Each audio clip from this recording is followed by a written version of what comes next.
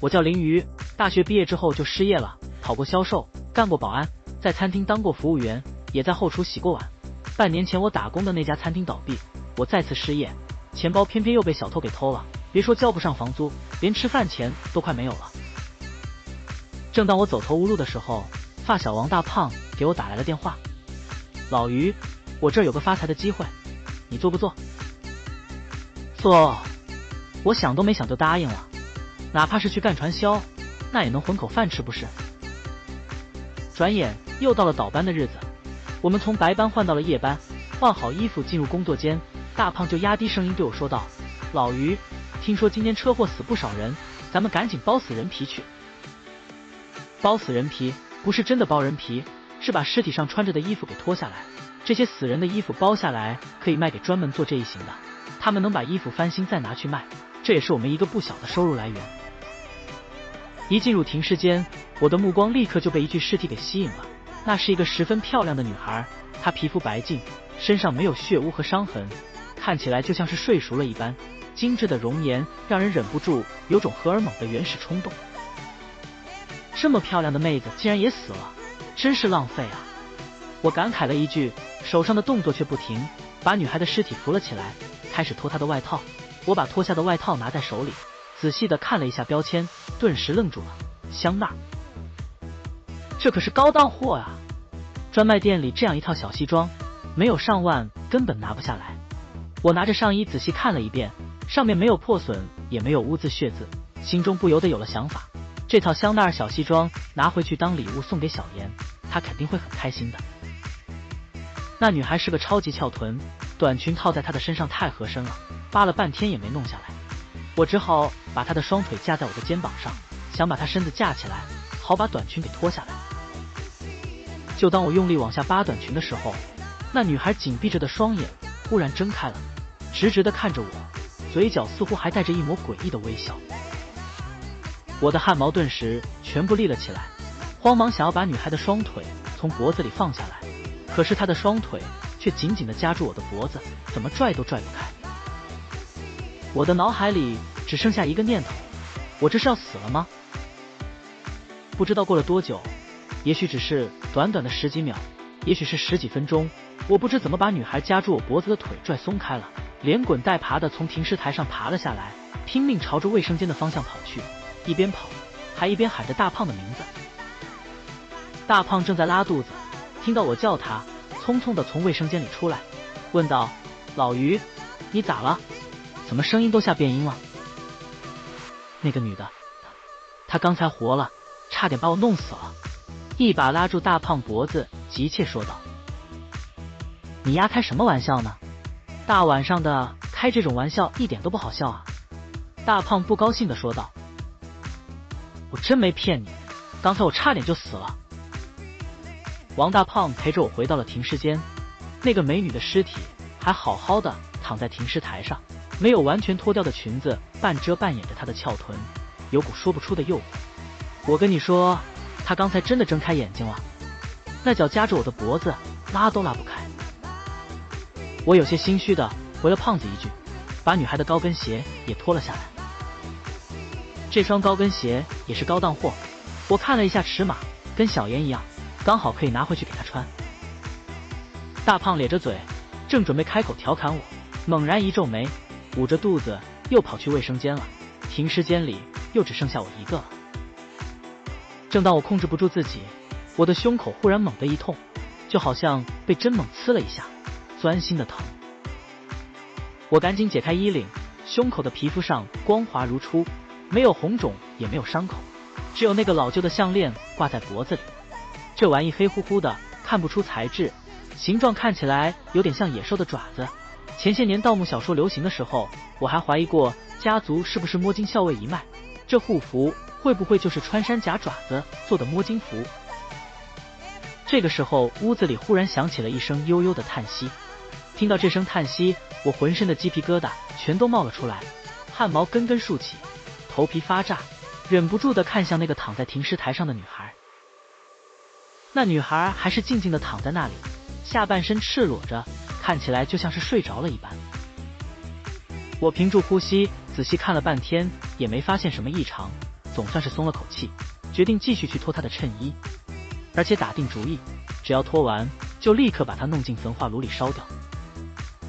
等我走到她的身边，开始解她衬衫扣子的时候，猛然意识到一个细节，她之前一直是闭着嘴巴的，而此刻她的嘴巴是微微张开的。突然肩膀被人拍了一下，转头一看，原来是大胖，磨蹭什么还没有处理完。真是个极品美女啊！大胖咧开嘴笑着说道。大胖，赶紧把她给烧了吧，我总觉着毛毛的。我跟胖子合力把女孩的尸体抬到了焚化炉的传送带上，拉下铡刀开关，厚重锋利的铡刀落下，把女孩的腹部给切开了。尸体被切开后，焚化炉里的喷油嘴开始对着尸体均匀喷射燃油，随着电火花一闪，焚化炉里顿时燃起了熊熊烈火。恍惚间，火光中女孩的脸上忽然露出了奇怪的笑容，右手手臂抬了起来，冲着我勾了勾手指，还有一丝若有若无的声音在说：“来啊，快来啊！”我一个机灵从恍惚的状态中醒了过来，再去看那尸体，发现尸体已经在火焰的灼烧下开始变得扭曲焦黑了。胖子，你刚才看到没有？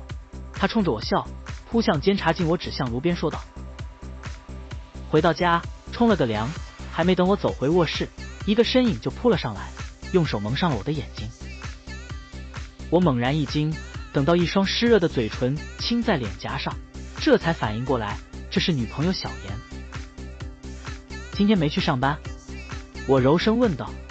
小妍全名叫陈月妍，在百货公司上班，是个漂亮的软妹子。我一直觉得能把她追到手是走了狗屎运。今天人家调休吗？小妍撒娇地说了一句之后，咬了咬我的耳朵，娇嗔道：“你这人真坏，送人家礼物还要偷偷摸摸的。”说着，小妍松开了我，原地转了一圈之后说道。我定睛一看，原来小妍已经换上了那套香奈，顿时一个机灵，脱口说道：“赶紧脱了。”小妍再次凑了上来，用嘴唇叼住了我的耳垂，开始轻轻的含弄。好看，我含糊的回答了一句，心却早就乱了。我就有些把持不住了，绷紧了身体，迸发而出。就在我发射的一瞬间，眼前的小妍忽然变成了那个被火化的女孩，她死死地盯着我，脸上挂着诡异的笑容。我吓了一跳，猛然把她推了下去。一声惊叫之后，小妍愤怒地喊道：“你神经啊，想害死我吗？”原来我慌乱中用力过猛，直接把小妍从床上推了下去，她摔倒在了冰凉的地板上，当然十分生气。对不起，对不起，我太激动了，有点用力过猛。这时候我还能说什么？赶紧糊弄过去算了，总不能跟小妍说那个女士和香奈儿的事情吧？那她还不跟我当场分手？滚！没见过你这样的，什么毛病？小妍气呼呼地从地板上爬了起来，走进卫生间冲凉去了。我郁闷地坐起身，拿出了一根香烟抽了起来。到底是怎么了？我为什么会把小妍看成那个死去的女孩？该不会是她的鬼魂跟着我回来了吧？我看着床头放着的那套香奈儿衣服，心中不由得有些发毛。要不偷偷的把这套香奈儿给扔了，花钱给小妍买套新的。可是，一想到专卖店那套小西装标签上的一长串铃，我就有些肉疼。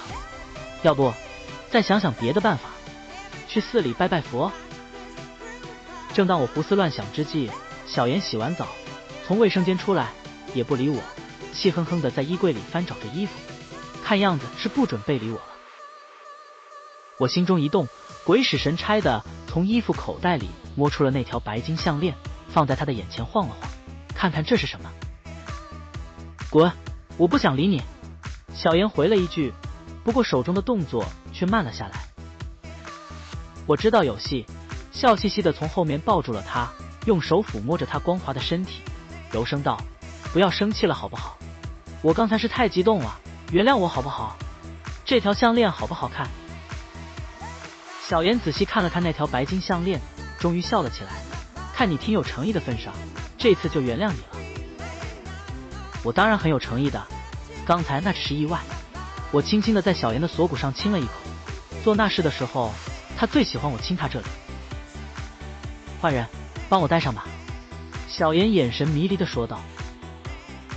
白金项链我在水管上冲洗过，自然也不担心脏，就直接给小妍戴上了。中午吃过饭，小妍领着我去了百货商场的一个银饰专柜，指着一条银项链让售货员拿出来让我试戴，我才知道他说要送我的礼物是银项链。不用了，我有家传的项链。不行，你那个项链黑乎乎的难看死了，我早就想让你换了，这次正好。你该不会是嫌银项链太便宜看不上吧？我没你挣得多，你可不能嫌弃我。不是这个意思，我这个家传项链很有纪念意义，不能丢掉的。一旁的售货员也帮腔道：先生，我可以送你一个盒子，把家传的项链珍藏起来，那样保存的会更好。我拗不过小妍，只好换上了银项链，把家传项链放进了盒子里。吃过晚饭，我跟小妍又亲热了一番之后，出门准备上班了。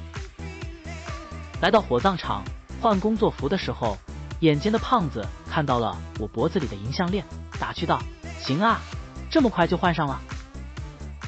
瞎说什么呢？这是小妍给我买的银项链，那个我送给她了。我知道胖子误会了，解释道：分赃这事儿我们俩都是商量着来的，我拿什么他都知道。从换衣间到工作的地方有很长的一段路，我一路上一直疲于抵挡胖子的追问。等到走到工作间门前的那面正衣镜的时候，我猛然看到自己的身后多了一个女人的影子。只是那惊鸿一瞥，不过我敢100%确定，跟在我身后的女人影子就是那个被火化的女孩。看到这一幕，我的汗毛顿时根根竖起，僵在了原地。大胖看我忽然停下脚步，问道：老于，怎么了？我没有理他，重新走回正衣镜前，再次朝镜子里望去，身后空荡荡一片，哪里有那个女孩的身影？老于，到底怎么了？胖子看我脸色不对，急切地问了一句。刚才我在镜子里看到那女的就跟在我背后，现在照镜子没了。你肯定是眼花了，在自己吓自己，是不是今天解锁姿势太多，肾虚太严重了？大胖一脸坏笑地说道。到了夜里2点多，第一批尸体已经差不多火化完毕，我跟大胖也有些累了，于是准备去卫生间洗把脸，顺便抽根烟。站在洗手池前洗了一把脸，冰冷的自来水让我感觉舒服了不少。我抬起头，却猛然发现镜子里自己的身后多了一个女人的面孔，正是昨天晚上被我火化的女孩。她的脸上带着诡异的笑容，站在我身后不远的地方，就那样直勾勾地盯着我。卧槽！我失声惊叫出来，转过头，却发现身后空荡荡一片，哪里有什么人影。正在撒尿的胖子被我吓得打了个哆嗦，尿了不少到裤子上，他忍不住骂道：老于，你又神经什么呢？尿个尿也不让人安生。赶紧尿，尿完咱们去监控室看看。我想去监控室看看，他们说过的电子摄像头可以拍到鬼魂。你该不会还是在想着闹鬼的事情吧？你小子现在怎么那么胆小了？胖子尿湿了裤子，心里自然十分不爽。到了监控室，监控室的同事很快按照要求把录像调了出来。录像中，我站在卫生间的洗手池前埋头洗脸，一切看起来十分正常。可是几秒钟之后，录像的画面就开始不停地颤抖，画面开始变得模糊抖动，根本看不清发生了什么。等到画面重新变得清晰，我已经转过头来开始跟胖子说话了。这怎么回事？监控出故障了吗？胖子脸色也有点发白了。不是，监控没事，这感觉像是电磁干扰。负责监控的同事回答道。我的背上已经出了一层的冷汗，咬牙道：安哥，你再把正衣镜那里的监控录像调出来，时间就是我们刚上班那会儿。录像很快调出来了，画面几乎一模一样，到了关键时刻就是抖动和模糊，根本看不到内容，等到抖动结束，就是我重新回去照镜子的画面。这下连胖子也有些发毛了，咋回事？再看看别的时间段，看是不是摄像头出了故障。没有故障。我们看了很久的监控画面，除了那2处抖动模糊之外，其余的画面都十分平滑，没有任何问题。我的心越来越沉，大胖也不再说话，闷着头一个劲儿抽烟。倒是监控室的同事想得开，劝慰道：“咱们这儿是火葬场，遇到点这种事太正常不过了。这几天请个假，去庙里烧炷香，请个开光佛像回去就没事了。”我想了想，也只能这样了。不过心里却是做好了大出血的准备，准备回家就把那套香奈儿和白金项链都给扔了，然后去买新的给小妍。这事情太让人发毛了，这些东西都不能留了。虽然心里发毛，但是该做的工作还是要做完。我跟大胖回到停尸间，默默地把剩下的尸体处理完，送进焚尸炉火化，然后就去了监控室，坐一起跟他们闲聊打发时间。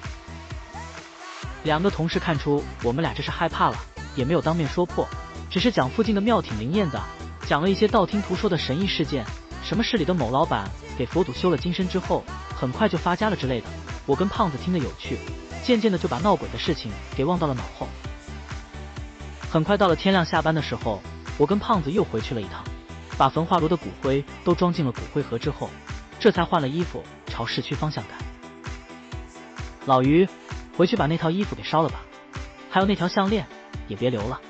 一起吃早餐的时候，大胖一脸郑重地对我说道：“我也是这么打算的。今天晚上再去上班，咱们找领导请个假，明天去拜拜佛。”好。吃完饭，我一肚子心思地往出租房赶，心里却盘算着要怎么才能处理好这件事情。买一套新衣服和项链倒不是难事，出钱就是了。但问题是怎么神不知鬼不觉地把东西换过来？要是被小妍知道那些东西是死人身上扒下来的，我们俩可就真的玩完了。推门进屋，让我有些意外的是，小妍竟然还没有去上班。她穿着那套香奈，背对着我，静静地坐在床上看着窗外，也不知道在想什么。我以为她发现了什么不对的地方，有些心虚地走了过去，从背后轻轻地抱住了她，柔声道：“亲爱的，在想什么呢？”小妍没有回答。我的心更加虚了，晃了晃她的身子，道：“怎么了吗？是谁惹我的小公主不高兴了？”见到小妍还不说话，我再次用力地摇了摇小妍。这时，小妍的头就像是一个皮球一样，扑通一声掉落在了地上，滚了2圈之后碰到墙壁停了下来，正好面对着我，一双眼睛睁得大大的。接下来的事情我记得有点不大清楚了，只记得打电话报了警，还给大胖打了个电话，然后就昏了过去。等到警察赶到出租屋叫醒我，把我铐上手铐，押上警车，带回了刑警队审讯室，我这才从迷糊的状态中清醒过来。说说吧，你是怎么杀死女死者的？一个黑胖的警察冲着我问道。杀小妍？我回到家小妍就死了，怎么可能是我杀的？你们不要冤枉好人。骗谁呢？屋子里就只有你跟受害人的指纹，不是你干的还有谁？黑胖警察一拍桌子，厉声喝道：“我昨天晚上一直在火葬场上班，到家就看到小妍死了，接着就给你们打电话报警了，怎么可能是我杀的？我都要快要疯了，这些警察都是猪吗？怎么不分青红皂白就把我当成了凶手？”黑胖警察听我这么一说，顿时一愣，接着一言不发的出门，过了10几分钟之后重新走了进来，说道：“那你讲讲昨天晚上到报警这段时间都做过什么吧？”我把昨天晚上在火葬场工作，下了班跟胖子一起吃饭，然后回出租屋就看到小妍死了的情形讲了一遍，隐去了香奈儿衣服和项链没说，也没有提闹鬼的事情。从火葬场偷死人东西，这事儿虽然内部人都干，但是一旦被警察认定是盗窃或者侮辱尸体，那可是要判刑的，我才不会那么傻的说出来。至于闹鬼，我怕说出来警察会把我当神经病。那个黑胖警察反复的问了我好几遍，看到我前后回答的内容没有不同之后，这才悻悻的把我放了。看他的样子，好像我不是凶手，让他很恼火一样。从审讯室出来已经是下午3点多了，我有些茫然的站在刑警队大楼的走廊里，不知道下一步该怎么办。出租屋现在是案发现场，不可能回去，火葬场的工作还要去吗？万一那个女鬼还在火葬场等着自己，该怎么办？小妍是怎么死的？凶手到底是什么人？跟小妍是不是有什么深仇大恨？为什么要把一个女孩的脑袋给切下来？正在这时，我听到了身后办公室里2个警察在议论案情，于是凑近了一点，想听清楚一点。听说没有，今天队里接了一个很邪门的案子。怎么个邪门法？听法医科的人说，那女孩的血被放得干干净净，全部都在卫生间的一个塑料桶里装着，外面一滴血都没洒。这么邪门，就算是把头插进塑料桶里放血，也不可能一滴都不洒在外面吧？更邪门的还在后面呢。现场提取指纹，除了受害人跟她男朋友之外，没有别人。不过她男朋友整晚都在上班，按照死亡时间推断，不可能作案。那他是被谁杀的？现场找到了凶器，是一把普通的水果刀。你猜上面是谁的指纹？是谁的？是女死者的。痕迹科的同事说，如果按照水果刀和现场留下的痕迹和线索来推测，是女死者用刀刺入自己心脏，把血全部放入塑料桶之后，又走回卧室的床边，用刀把自己的脑袋横切了一圈，把脑袋给切了下来。你骗谁呢？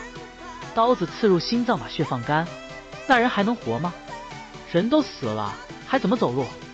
再说了，谁能用刀把自己脑袋横切一圈切下来？是啊，所以说这案子很邪门。痕迹科的同事说，从现场留下的痕迹推断案发过程只能是这样，但是这又根本不可能发生，所以案子就僵在了这里。他们说，女死者的男朋友是在火葬场工作的，很可能是沾染了不干净的东西，杀人的根本就不是人。嘘，别瞎说，这话要是传出去，又该被领导训了。咱们可不能承认这种事情。我站在走廊里，听着2个警察的对话，只觉得如坠冰窖，浑身冰凉。其实我从看到小妍脑袋掉下来的那一刻起，就有些隐隐担心，小妍的死是不是跟那个女鬼有关，只是不敢往那方面想。此刻从2个警察口中听到真相，我只觉得心脏都要被恐惧给冰冻了。我的心中充满了恐惧和懊悔，后悔不该贪便宜把那套香奈儿带回去给小妍穿，更害怕自己会不会也跟小妍一样被鬼控制了身体，自己切了自己的脑袋。正当我站在原地不住的颤抖时，我的手机突然响了起来，是大胖打来的。老于，我刚在刑警队录完口供，准备回去，你在哪里？我来接你。还没等我回话，其中一个聊天的警察走了出来，对我不耐烦的摆手道：你谁啊？没事别站这儿，赶紧走。我快步走出了刑警队的办公大楼，一眼就看到了站在院子正中给我打电话的王大胖。上了车，王大胖就开口问道：老于，到底怎么了？小妍怎么就出事了？都怪我，如果不是我把那套香奈儿带回去给小妍穿，她也不会出这事儿。我一开口，鼻子一酸，眼泪就忍不住的流了出来。小妍虽然跟我在一起只有1个多月，可是她对我真的很好，现在就因为我的错误，让她成了一具冰冷的尸体。只要想到这个，我的心里就像是有刀子在不停戳一样。大胖叹了一口气，也不说话，默默地抽着烟，等我哭完，稍微平息一点，他递过来一根烟，说道：抽一根吧，好受点。我默默地点上了香烟，狠狠地抽了起来。这几天住我那里吧，今天晚上也别去上班了，我帮你请假。正当大胖把车子发动，准备赶回去的时候，几个警察急匆匆地从刑警队的办公大楼跑了出来，拦在了车子前面。下车，立刻给我下车！领头的一个刑警甚至把手放在了腰间的手枪上面。我跟大胖面面相觑，不知道发生了什么，只好老老实实的从车上走了下来。给我搜！2个警察把我和大胖按在了车前盖上铐了起来，剩下几个警察快速的在车子里翻找起来。几个警察搜完车子，冲领头的那个警察摊摊手，没有东西。领头的警察眉头皱了起来，怒气冲冲道：把他们俩带回去，分开审讯。这帮警察还真的下狠手，压我那个警察的手劲儿特别大，我感觉胳膊都要被他掰断了，疼得要命。等到他把我按在审讯室的椅子上，我才长长的舒了口气。林瑜是吧？老实交代，你到底是做什么的？那些证物被你们弄到哪里去了？什么证物？我简直要疯了！怎么又是这种没头没脑的问题啊？那个领头的警察盯着我看了很久，确定我不是在撒谎之后，才开口道：“你真的没动那些证物？证物什么的，不都是你们警察在管吗？怎么会来问我？”那个领头的警察也不说话，默默地抽出一根香烟点燃，闷头抽了起来。等到快抽完的时候，猛然开口道：“你到底隐瞒了多少情况？”我吓了一跳，不由得有些心虚，移开眼神道：“什么都没隐瞒。”你撒谎！你肯定没老实交代，快说，信不信我现在就把你给毙了？那警察一拍桌子，厉声喝道：“我心道不好，看来香奈儿和项链的事情瞒不住了，说不定大胖录口供的时候已经招供了。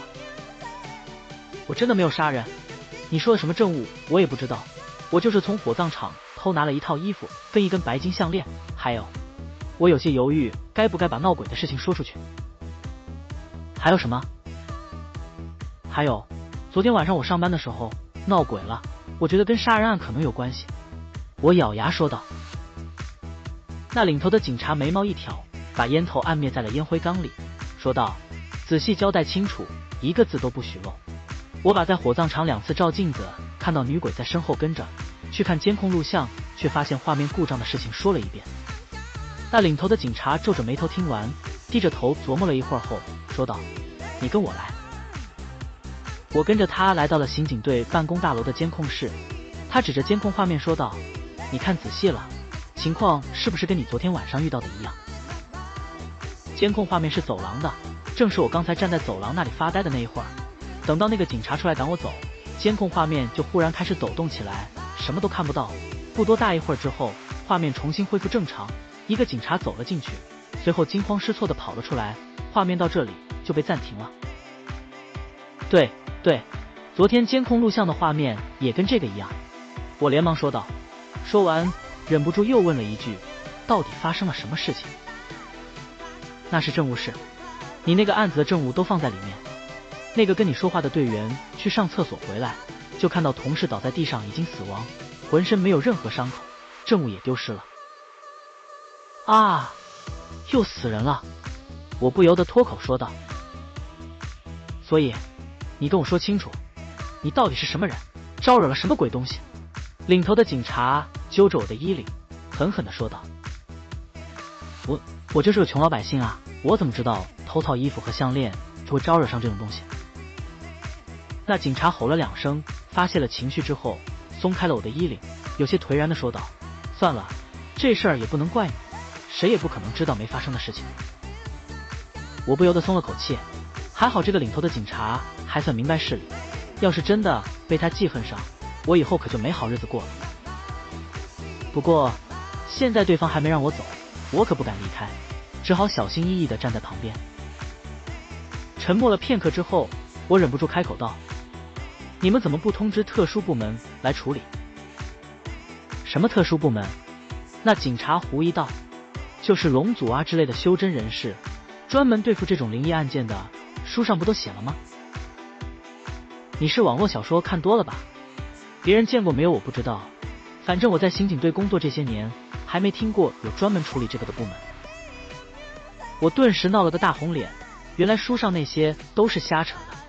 重新回到审讯室，那个领头的警察抽着烟，跟我讲了他在现场所见到的一切，大致内容跟我偷听到的信息一样，不过有2个细节是我之前所不知道的。那一塑料桶鲜血里，法医当场检查过，里面并不是空无一物，而是有一条黑乎乎的项链，而小妍的喉管里面也塞着一条有点相似的项链。这2条项链也被刑警们带回来当作证物，只是在刚才的事件中被偷走了。我不由得想起了自己那条祖传的护身符，跟对方形容了一下，他点了点头，道：“你说的这个项链就是泡在血里面的，女死者喉管里塞着的那个跟你说的那个有点类似，也是差不多的材质。”还有一条白金项链呢，上面有个心形吊坠。现场没有看到，到底是怎么回事？我偷偷拿回去的那条白金项链不见了，那条祖传项链竟然被泡进了鲜血里，小妍的喉管里也被塞进去了一条，多出来这一条是哪里来的？为什么要把其中一条泡进鲜血里，另外一条塞进尸体里？我看过不少灵异小说，这样诡异的做法，感觉很像是某种神秘的仪式。如果这真的是一种神秘仪式，那我的祖传项链又在其中扮演什么角色？是媒介吗？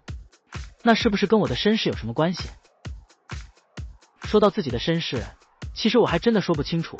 我从8岁开始就跟着外公一家生活，而之前的事情我根本就不记得，不是小孩子那种不记事，而是没有任何记忆，完全的一片空白。我问过外公原因，他说我是不小心从房子上掉下来，摔到了脑袋，所以不记得以前的事情。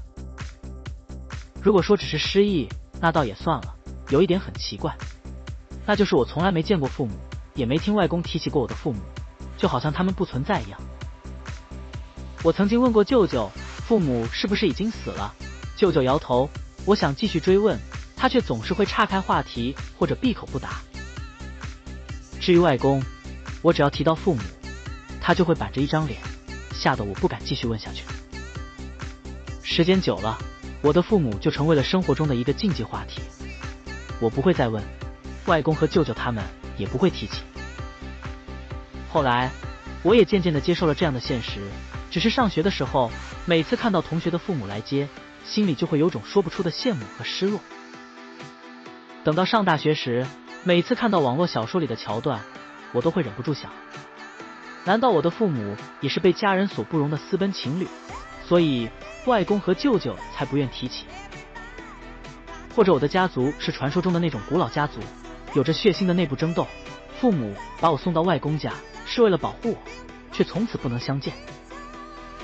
后来看多了这种桥段，我的心里也明白，这些都是作者编出来的故事而已，什么古老家族、千年传承，现实中根本没有，于是对探究身世的心思也淡了。可今天所发生的一切，让我之前压在心底的那些想法不由自主地再次冒了出来。我的身世难道真的很不一般？眼看着案子已经进入了灵异事件的行列，几个警察也不再怀疑我跟胖子，又问了一些无关痛痒的问题之后，就放我们离开了。从刑警队出来，我跟大胖一路上都没有说话，两个人闷着头默默抽烟，等到快到王大胖的住处时，他才开口道：今天晚上我也不去上班了，这工作不行就辞了。迷迷糊糊中，我被手机电话铃吵醒了，拿起来一看，是江主任打来的，他是我跟胖子的顶头上司。林瑜，你跟王大鹏是怎么回事？不去上班，也不知道提前请个假，现在厂里堆了一堆活儿等着做，你赶紧叫上王大鹏去把活儿给处理了，要不然你们俩这个月的工资别想要了。江主任说完就直接把电话给挂了，等我回过神来再拨过去，已经关机了。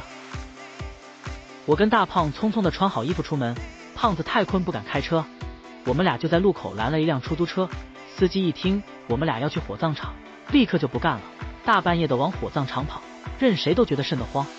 不过在2张100元大钞的诱惑下，司机还是妥协了。赶到火葬场，我跟胖子二话不说，换了工作服就去了工作间，开始把堆积的尸体推进焚化炉火化。今天的尸体很多，怪不得老姜会半夜打电话催我和大胖，这些尸体一看就是从公安局或者医院太平间里搞出来的，因为尸体上都套着尸袋，有些尸体上还有解剖的痕迹，有的还有很重的福尔马林味道。不要以为现实都跟电视剧里演的那样，人死了还要让家属看最后一眼，然后同意签字了才能火化。很多时候家属赶到火葬场拿到的只有一盒骨灰，而且这骨灰还不能保证就是死者本人的。出了大型事故，死个几十号上百号人，领导们都是让火葬场尽快处理尸体，免得死者家属推着尸体去堵门喊冤什么的。你想想，推一具尸体堵路口喊冤的吸引眼球，还是拿一个骨灰盒去喊冤吸引眼球？你抱个骨灰盒，明白的知道那是骨灰，不明白的还以为你抱了一盒巧克力呢。火葬场处理这种大批尸体，哪里会一个个的分开烧，都是几具尸体扔一起烧，最后拿盒子随便扒拉点骨灰给家属，说是死者骨灰就是死者骨灰，烧出来的玩意都一模一样，难不成你还能做 DNA 检测？我跟大胖就这样埋头处理尸体，等到焚化炉塞满，实在放不下了，这才停了下来，去了监控室跟2个同事聊天。等估摸着这批尸体烧了个差不多的时候，这才重新回到停尸间，开始处理第2批尸体。就这样麻木地搬运着尸体，等到搬到其中一具尸体时，那尸袋不知道挂住了什么，怎么都拖不动，我只好拉开尸袋，准备把尸体拖出来。谁知我刚一拉开尸袋上的拉链，一个圆滚滚的东西就滚了出来。我定睛一看，那是一个人头。一看到这个人头，我的心里顿时就咯噔一下，有了一种不好的预感。果然，等我用手把人头翻过来，看到对方的脸庞，眼泪顿时就忍不住地流了下来。这是小妍的脑袋。想一想，这世界上还会有谁像我一样悲催？早上回家发现女朋友死了，白天被警察抓去折腾一天，到了晚上还要亲手火化女朋友的尸体。遭受这一连串的打击，我本来就处于崩溃的边缘，此刻再次看到小妍的头颅，我心里绷着的那根弦彻底断了，忍不住失声痛哭起来。一旁的大胖听到我的哭声，走过来一看，就立刻明白了。他拍了拍我的肩膀，靠着我坐了下来，塞了一根烟到我嘴里，帮我点上了。等我发泄个差不多的时候，他站起身，准备去拿装着小妍尸体的那个尸袋。我喊住了他：“大胖，让我来送他最后一程。”大胖一愣，随后点了点头，松开了抓着尸袋的手。小妍的尸体也被解剖过，原本光滑洁白的皮肤上，现在多了几条像蜈蚣一样丑陋的缝合口。我看着这具昨天还在跟我颠鸾倒凤的身体，心里说不出是什么滋味。现实就是这么的残酷，生命有时候脆弱的跟一张草纸一般。小妍的尸体被放在了传送带上，送进了一个单独的焚化炉。我想留下她的骨灰，不想让她跟其他人的骨灰混在一起。我默默地做完这一切，关上焚化炉的炉门，按下开关，喷油嘴对着尸体开始喷洒燃油。随后，一团火焰燃起，小妍的尸体被笼罩在了火焰之中。泪水早已模糊了我的双眼，我隔着焚化炉的观察窗，看着火焰中的小妍，脑海里全都是小妍跟我相识到相爱的画面。一片模糊中，我忽然看到小妍的尸体在焚化炉里坐了起来，顿时吓得一个机灵，揉了揉眼睛再次看去，还真没看错，小妍无头的尸体不知怎么坐了起来，手臂也直直地伸向前方，仿佛是在讨要什么东西一般。我所有的悲伤一瞬间被恐惧所取代，喊了一声就往外跑，一旁的大胖也是一个哆嗦，扔下手中的尸体就跟着我往外跑。我们俩一直跑进监控室，被监控室的2个同事抱住，安慰了好一阵，这才定下神来。到底怎么了？你们俩怎么吓成这样？大胖一脸无辜地看向我，是啊，老于，到底出什么事了？你嗷一嗓子就往外跑，把我差点给吓尿了。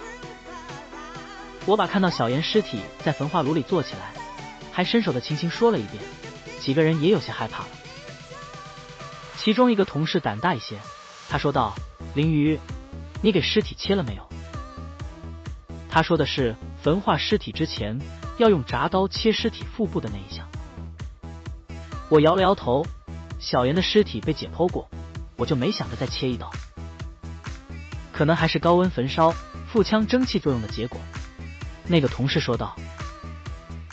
不过在那样的情况下，我们几个人都有些魂不守舍，听到这样的解释，总算是安心了一点。几个人凑在一起讨论了一会儿，都觉得可能是忘记切开腹腔的缘故。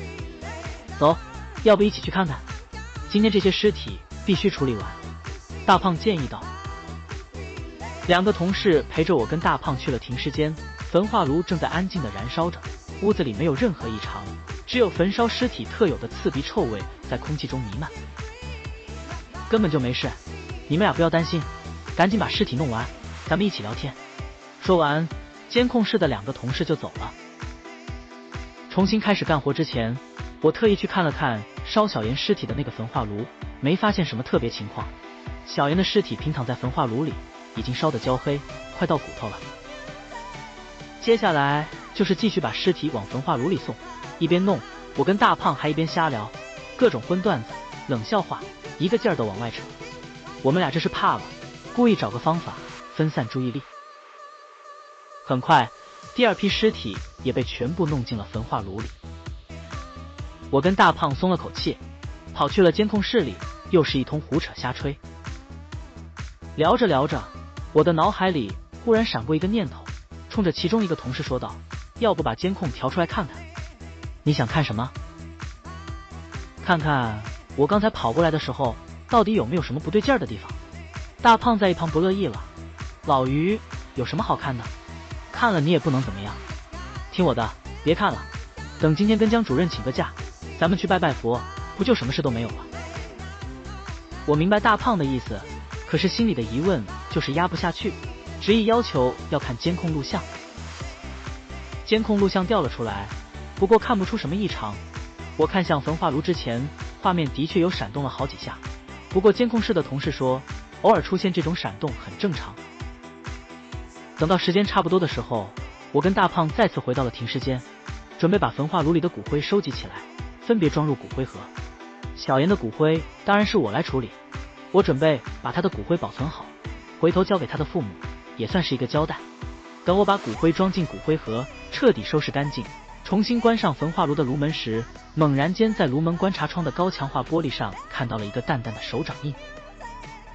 真正让我觉得恐怖的是，这手掌不是印在玻璃的外侧，而是在内侧。想到这里，我不由得一身的鸡皮疙瘩，用发颤的声音喊道：“大胖，过来看看！”大胖走过来，一看到玻璃上的掌印，顿时也僵住了。过了很久之后，才哑着嗓子说道：“别想了，赶紧处理完骨灰，咱们今天就去庙里拜拜佛。”到了这个地步，除了拜佛求平安之外，我们俩想不出别的法子。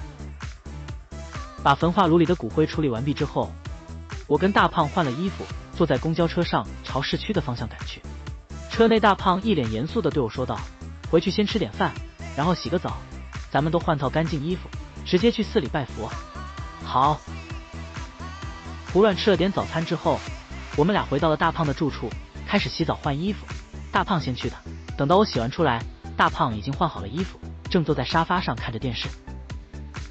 胖子，你说咱们带多少钱合适？我听说现在去烧香拜佛可花钱了。我一边擦着头发，一边说道：“带个1万块怎么也够了吧？”大胖说着，朝我看了一眼，接着他猛然叫了起来：“别动！”怎么了？你别吓我！我现在就是个惊弓之鸟，听到大胖这么一喊，忍不住就是一个哆嗦。大胖站了起来，一脸严肃地走到我身后，盯着我的后背，默不作声。我被他看得发毛，忍不住道：“卧槽，大胖，你该不会是个基佬吧？我可跟你说，咱们熟归熟，但是我绝对不搞基的。”基你妹啊！你自己照镜子看看。我心里顿时咯噔一下，赶紧转过身，背对着镜子，然后回头看去。这一看不打紧，我顿时出了一身的白毛汗。我后背左侧心脏的位置上印着一个清晰的掌印，颜色有点青，看起来就像是一个天生的胎记一般。一路上，我跟大胖一句话也没有说，大胖默默地开着车。我看着车窗外的景色，脑子里一直想着这2天所发生的事情。我们俩找到一个负责接引招待的知客僧，塞了好几张100元大钞给他，告诉他有急事想要见寺里的高僧。他不慌不忙地把钞票塞进了衣兜，一脸淡然地念了声佛号，带着我们去了后殿。后殿的一个房间里坐着一个须眉洁白的老和尚，一看就是的道高僧。他的面前摆着一张桌子，桌子上的广告喷绘布上写着一行大字：之前世来生，小古今未来，慧眼勘破业障，佛法指点迷津。然后下面是一些密密麻麻的小字，有各种业务，比如算命测八字、摸骨起名字等等。那知客僧上前对着老和尚一阵轻声耳语之后，老和尚点了点头，冲我和胖子微微一笑，说道：“我观2位施主印堂发黑，头顶黑气缭绕，定是有劫难临头。2位施主，我说的可对否？厉害，果然是得道高僧。我跟大胖对视一眼，赶紧双手合十作揖道：大师说的一点没错，还请大师出手救救我。无妨，坐下慢慢道来。老和尚一脸和蔼地说道。听老和尚这么一说，我的心中顿时大定，跟大胖分别找了个椅子坐了下来，跟老和尚详细的讲起了这2天所发生的事情。听着我的讲述，老和尚的眉毛慢慢的皱了起来，我看到他的表情，慌忙问道：大师，这件事很棘手吗？老和尚一愣，随即淡然道：的确有些麻烦，不过有老衲出手，这恶鬼必定灰飞烟灭，只是什么？大师请直说。我看到老和尚脸上露出为难之色，赶忙催促道：降服恶鬼的确不是问题，只是要用到灵符，这灵符来之不易。大师，我懂，求宝当然不能没有表示，不知道这道灵符要多少钱？阿弥陀佛！大师一脸淡然的伸出了3根手指。啊，3万？可我们没带那么多现金啊！我跟大胖来，就每人拿了1万，还差1万呢。大师眉毛抖了抖，说道：施主放心，我们寺里是可以刷卡的。就这样，我们俩花了3万6，求了一个灵符和一个开光玉观音。玉观音是胖子的，灵符是我用的。大师说，这枚灵符只要贴身佩戴，那恶鬼只要上门，就会被佛法炼化，灰飞烟灭。说也奇怪，自从我把灵符贴身戴好之后，心里那股不安和紧张顿时就消失了。